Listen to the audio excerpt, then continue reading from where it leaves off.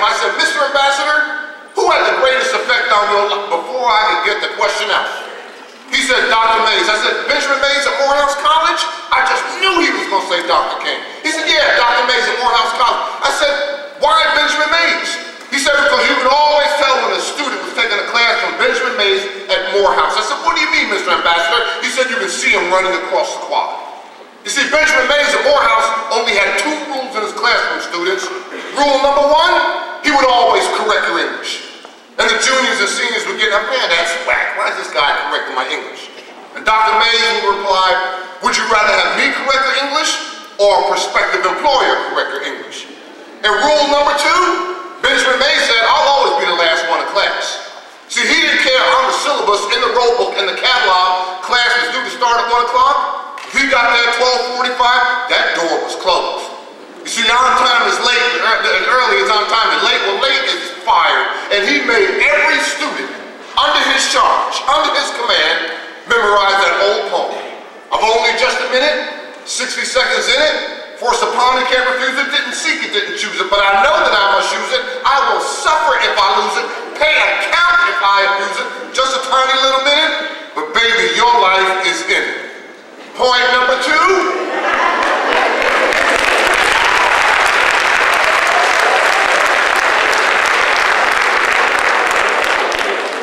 Point number 2, you commit yourself to excellence. You don't be average. I remember when Lou Holtz was the head football coach at Notre Dame, brought me in to speak to his team. He said, average is best of the worst of the best, top of the bottom, bottom of the top. You see, we have a dress code at Clark and Land in the School of Business. We tell the students, listen, you got a blue shirt, CAU School of Business, or an Oxford shirt, you can wear any shirt you want as long as it's white or blue. Now why is that critically important? Because you never know who's looking. You never know who's looking.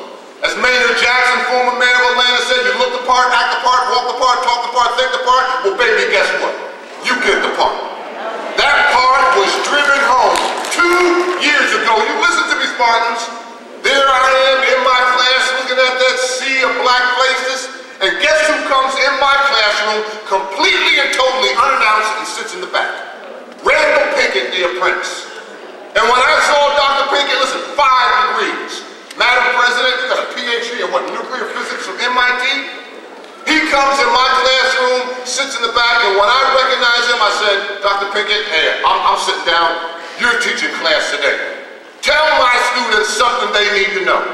And he stood in the pit, the same pit that I stand in every Tuesday and Thursday, and he said, students, whatever you do, don't shoot for top of the mountain, shoot for the stars. And I said, Dr. Pinkett, please translate. He said, well, if you shoot for the top of the mountain, you fall at the base of the mountain. But baby, if you shoot for the stars, and you fall at the top of the mountain. And I remember when I interviewed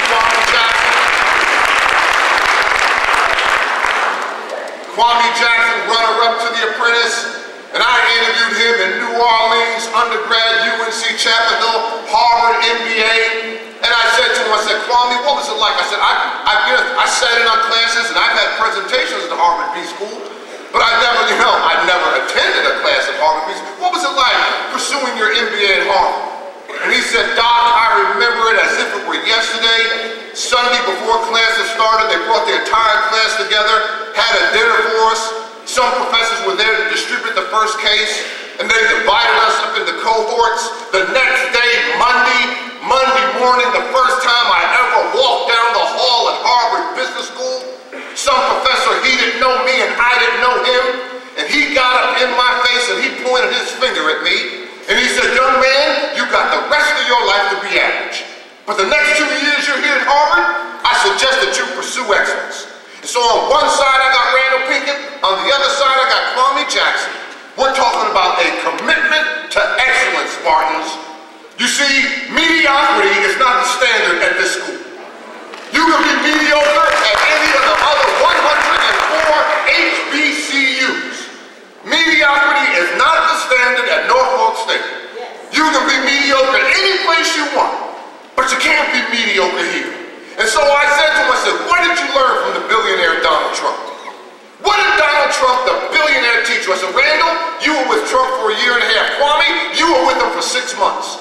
And almost in unison, they said, if we learn anything from the billionaire Donald Trump, says, commit yourself to excellence. He said, take on any challenge, overcome any obstacle, do whatever you got to do, but be the best. And when you become the best, don't keep it a secret. Tell the world about it. Why? Because there's no limit what people will pay for the best. No one wants second best. They only want the best. And last but not least, number 3, students, before I end this little feeble message, number 3, you better believe in yourself when no one else will. Oh yeah.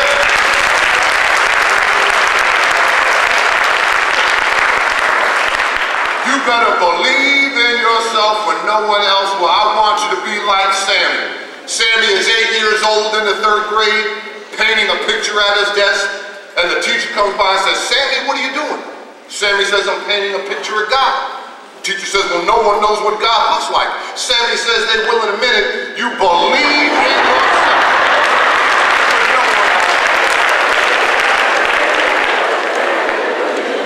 Now, who in the world taught me that? One of the last interviews I had. I went to Hattiesburg, Mississippi class of 2013, and I sat at the feet of a little woman, little black washerwoman, never heard a fly in her life, by the name of Osceola McCarty. She took in the wash of everybody in Hattiesburg, Mississippi, and everybody laughed at this little old washerwoman. After nearly 80 years of work, she saved every dime that came by her hand, and she amassed a fortune in excess of $250,000. Well, she gets a phone call from a banker one day, and the banker says, Ms. McCarty, as a senior level VP at this bank, I'm obligated to ask you the following question. He says, listen, it's no secret you do have a sizable investment in our institution. But sweetheart, you are getting up in years. The question begs asking, what do you want done with your resources and the untimely nature of your debt? And she says, sir, that's not a problem. I've been thinking about that. He said, you have to, yeah. I want you to take the first $100,000 and give it to my church. And take the remainder, $150,000, give it to worthy and deserving black college students at this school. He said, what school? She said, the school right here in town. He said, you mean to tell me the University of Southern Mississippi? She said, yes, sir. A school she was barred from attending because of her race. And the 4 hours that I sat with her, she sat in her rocking chair, rocking back and forth, holding that old beat-up, tattered-covered Bible, scotch tape to keep Corinthians from falling out. In class of 2013, I sat at her feet taking notes with both hands. I said, Miss McCarty, I must have the answer. What is greatness? What is success? She said, young man, do as much as you can for all that you can. Students, you get a big dream, you commit yourself to excellence, you don't be average, and you believe in yourself when somebody else will. So what makes the great great?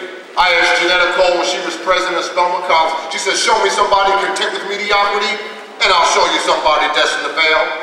What makes the great great students? I asked Bob Johnson, founder of BET Television. He says, life is a grindstone. Whether it grinds you down or polishes you up depends on what you were made of. What makes the great great? I interviewed Mae Jemison, first black woman in outer space. I said, my God, Dr. Jemison, a physician and an astronaut too? Where did you get this idea? She said, I knew exactly what I want to be since age 8. I said, well, please give me the answer. She said, you can find it in the word lifestyle. Life is God's gift to you.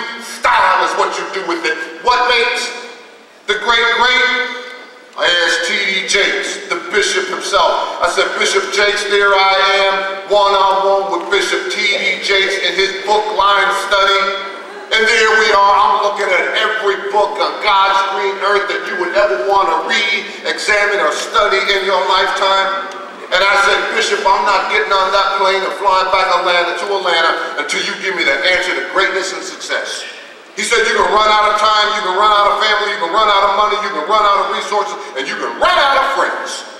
But don't you ever run out of God. What makes the great great?